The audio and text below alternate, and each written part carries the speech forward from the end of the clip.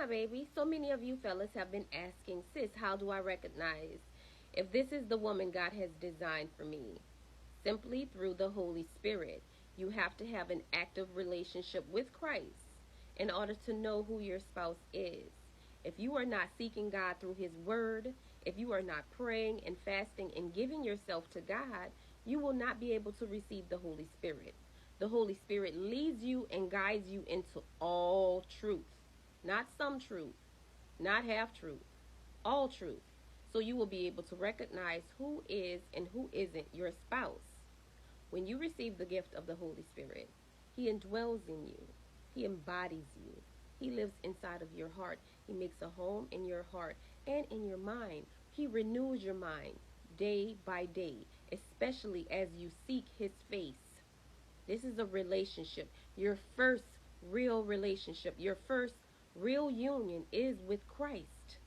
And when Christ gives you His Spirit, you will then know what you should and shouldn't be doing in this season. And God is calling many of you, fellas, into marriage. And the way to recognize a counterfeit is by her actions, her fruit. A counterfeit woman will do just as Queen Jezebel did to King Ahab. She will lead you into idolatry. Or another example of a counterfeit is Delilah. She ultimately used her lustful ways to seduce Samson and then leading him away from God's command and thus destroying his life. Or you can be like Sapphira, a believer, an actual believer. But instead of following the will of God and the voice of God for her life, really accepting Christ and becoming a true convert of Jesus Christ, she worked hand in hand with her husband, causing themselves to fall victim to a lie, lying to the Holy Spirit. She became deceptive, dishonest, and she blasphemed. She stood before the Holy Spirit and lied. For what? For filthy gain, for money.